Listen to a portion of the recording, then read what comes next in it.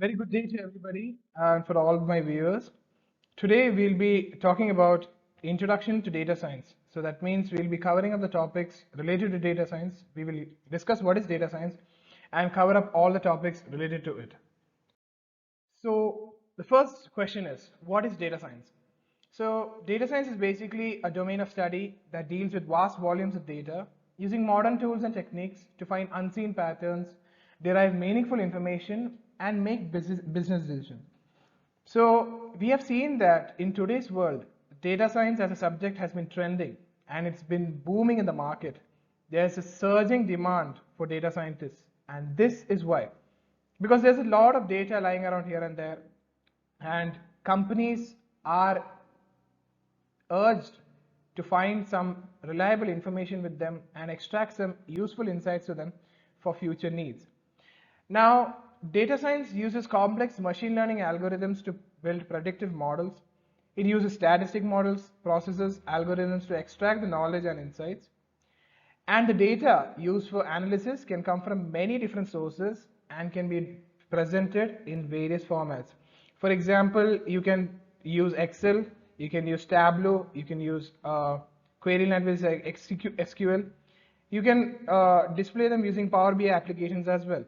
So this data can be visualized and can be used by companies for using such as manufacturing or for production costs and for understanding how the market is working in the current scenario. So that is why data science is used. So this is basically the data science life cycle, how it all starts and how the processes happen. So the first one is business understanding, the second is data mining, data cleaning, then data exploration, then feature engineering, predictive modeling, and data visualization. So this is the data scientist life cycle, and every data analyst must strictly go through this so that he or she can extract the useful data. So data science or data driven science is about, the questions that a data scientist asks to himself, the questions that data science asks the data, asking the right question to the data, modeling the data using various algorithms that suits the purpose, and finally communicating and visualizing the results. Now, the most important skill of a data scientist is communication. Communication is key because not everybody is a coding expert, not everybody understands stats, not everybody understands mathematics. So it is basically up to the data scientist to clarify his point and communicate what he or she has extracted from the given data and for what purpose that data serves. So communication is key for every data scientist. Now there is something called as data science and there is something called as business intelligence. So here is a table that shows the difference. So business intelligence basically is a subject that deals with present and the past, whereas data science deals with the past, present, and with the help of these past and present insights, it can help get a future insight. Now, business analytics happens on a time-to-time basis, but data science is a predictive model. You can create predictive models using data scientists. Business analytics, on the other hand, deals with the analysis of what is happening in the present. So there are various other differences between business intelligence and data science. You can pause the video and you can read the same. Now, there are certain requirements or certain criteria that a data scientist should know about. There are certain subjects that a data scientist should be confident enough to be a data scientist. So the first one is statistics, we call it.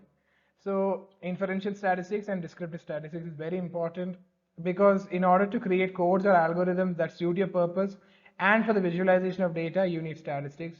Mathematics is a big yes. We need mathematics for the calculations and for the algorithms. And programming knowledge. Programming knowledge is key because when you're creating algorithms, you need languages, programming languages such as Python, R, and you have to use query languages like SQL. Excel, also there's a bit of coding, and Excel also helps in the visualization of data.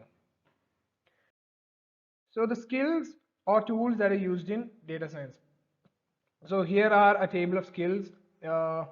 For data warehousing, you need ETL, SQL, Hadoop, Apache Spark. So data warehousing is where the data is to be stored, and the data has to be stored in a particular order, or else the data will not make any sense.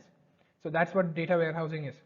So data visualization. Data visualization is a way of representing your data or whatever insights you have got in the data in a very friendly format. For example, so that every layperson can understand what inference you have taken from the data. So that is what data visualization is. The skills you require are R and Python libraries. There are various other things. You can use Tableau, you can use Excel, you can use Power BI tools. So, and there is something called machine learning. Machine learning is where basically devices thinking or performing machine tasks like humans. So machine learning is a subject, basically you are training a computer to do a particular model or to do a particular function consistently so that you can get a certain result, to get a desired result. So that is what machine learning is. And it requires code, Python, you need algebra, you need to learn algorithms, machine learning algorithms, and there is the use of statistics. There is data analysis. That's the most important aspect of a data scientist. One of the key aspects of being a data scientist, that is data analysis.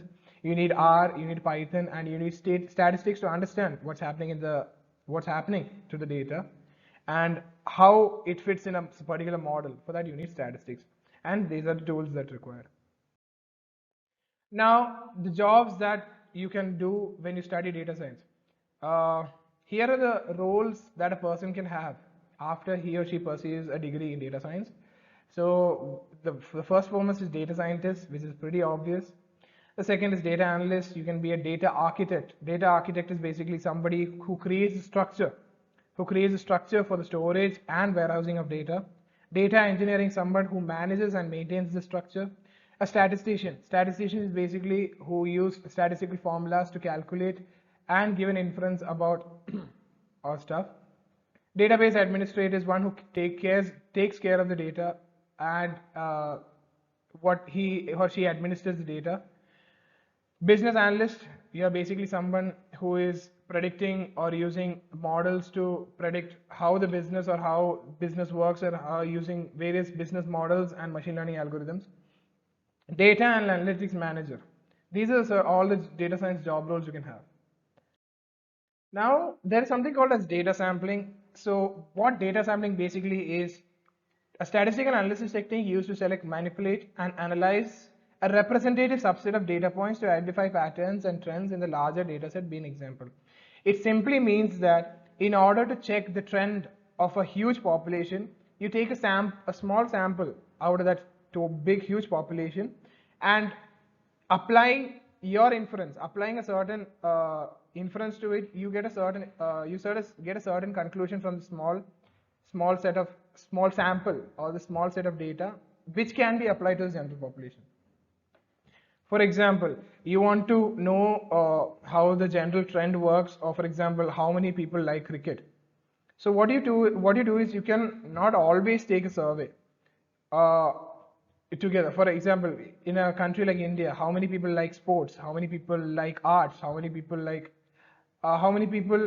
like various other things.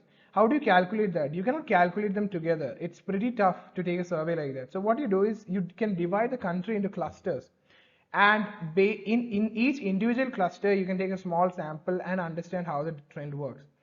So if a particular area is like cricket, there may be a particular area that may like other sports like football, hockey, etc., etc. So that's what basically data sampling is. So the process of data sampling is pretty simple. You have to identify and define a particular population. That is, you have to identify what sample you are taking and how much sample you are taking from the selected population. Then selecting the sample frame, the amount of people you require. Then choosing the apt sampling method. Now for different process or different questions you have, different surveys you have to take, there is a particular sampling method. Now you have to determine the sampling process, collect the data, and then based on that, use your analysis. Now these are the sampling methods that I have discussed earlier, that for each sampling, for different scenarios, you have to use different sampling. Now there are two basic types of sampling, that is probability sampling, and there is something called as non-probability sampling. Probability sampling involves simple random sampling, cluster systemic sampling, and stratified random sampling. Non-probability sampling involves convenience lab sampling, quota sampling, purposive sampling, and snowball sampling. So the basic difference between probability sampling and non-probability sampling is the fact that probability sampling is where the samples are chosen at random. There is no definite construct on how the sample should be. There is no certain requirement of how a sample should be. It's just that the sample should be part of the population and any person can be chosen at random. Non-probability sampling is where you judge your sample based on certain criteria. For example, if you take a population where you need to check a medicine offered for diabetes, you cannot take the whole country. For example, you cannot take the whole country as a whole to understand the trend of diabetes, because not every person in the country is diabetic. So we'll only select those people who are diabetic in the country and we will work on that sample. That's how non-probability sampling works. So there is, in different scenarios, we use probability sampling and non-probability sampling differently. Now we come to the second most important topic in data science, that is big data. Now in the word itself, big data, it means a huge collection of data. So there has been an enhancement of technology in the past century, and it's pretty much evident, it's pretty much seen that there is a great advancement in technology, and the fact that every technological device nowadays takes in a lot of data. Now, for example, your smartphone has a lot of data to handle, right from your passwords, your security keys, your images, your photos, your videos, your music, etc. It is handled by a single device. So imagine there are countless devices like that. So due to which countless amounts, terabytes of data are produced on a daily basis. So big data is basically a collection of all this. That's what is big data. Uh, the amount of big data that produced is, the scale is pretty humongous. Like on a daily basis, you're producing zettabytes and zettabytes of data, trillions of GBs of data. So the fact that you have to handle all this is a pretty much of a huge, humongous task, a mammoth task basically. And these data cannot be extracted using traditional tools. One huge reason is because of size, and traditional tools don't have the capacity to handle such huge data or analyze huge data. So these require special set of skills, these require special set of tools to access and to mine important insights. Now there are 5 V's to the big data thing that define what big data is. First one is volume. Volume means the amount of size. Big data is defined by its volume, and I've pretty much said it earlier that there are zettabytes and zettabytes of data created, and the data is collected at some point of time and it's pretty hard to store. So one of the key characteristics of big data is volume. Then there is variety. Data is not stored in a single type. That's pretty evident. Like music, photos, videos, documents, Excel sheets, PDFs, etc. They are not the same data type. There are different data types. So there's a variety of data that is stored. Then there is value. There's a lot of garbage, or there's a lot of unnecessary data inside big data, and to extract something valuable through it, it's pretty much difficult. So there are specialists who do this, and there are people who mine data from this huge clutter of data. So there's a lot of value in it. There is a lot of value. It's like you are searching for gold in a gold mine. The gold mine is not like if you open a door you get all the gold. It's not that easy. There are various chemical processes, and after which you get the final product, that is gold. So the next thing is velocity. The rate at which data is produced on a daily basis, that is velocity. So every day we produce zettabytes and zettabytes of data. So that is one characteristic of big data, the velocity of it. Then there is something called veracity. Veracity is the inconsistencies and uncertainty in data. The data that is contained inside big data sometimes may be incomplete, it may be totally incomplete, or there may be some missing values in it. So veracity is defined by these inconsistencies and uncertainties in data, and people work on it, and from there they mine data and get useful insights for the same. The next topic for a data scientist to know is machine learning. Machine learning is scientific study of algorithms and statistical models to perform a task using inference rather than instructions. So the basic requirements of machine learning are the data, then there's a model, and then there's a prediction. So you have to create a model that is suitable for the data, and from that model you get an inference, and that inference can be used for the industrial or manufacturing use.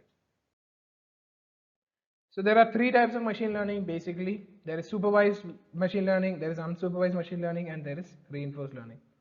And there are two subtypes for each. There are subtypes for each. For supervised, there is classification, there is regression. For unsupervised, there is clustering, association, dimensionality reduction. For reinforcement learning, there is understanding the correspondence and feedbacks. Handling of data. Then there is data is something that has to be handled pretty carefully, because if not handled carefully, you may lose it, and all the value of the data may be lost. So handling of data is pretty important, and it's a totally different section of data, or it's a totally different aspect, handling of data.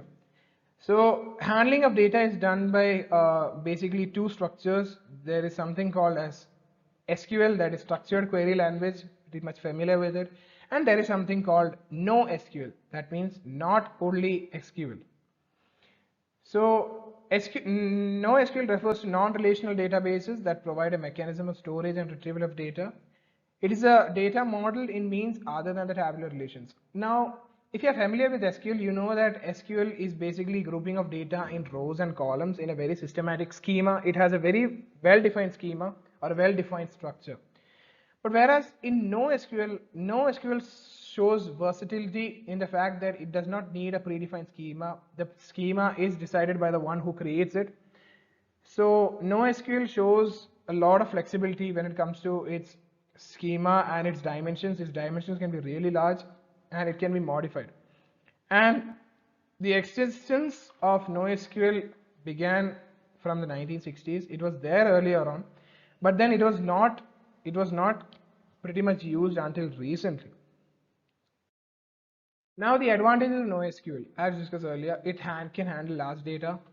The second point is it works with unstructured, semi-structured and structured data. And there is easy update on schemas because the schema is devised by the developer. It's developer friendly and it takes full advantage, and it can be open source.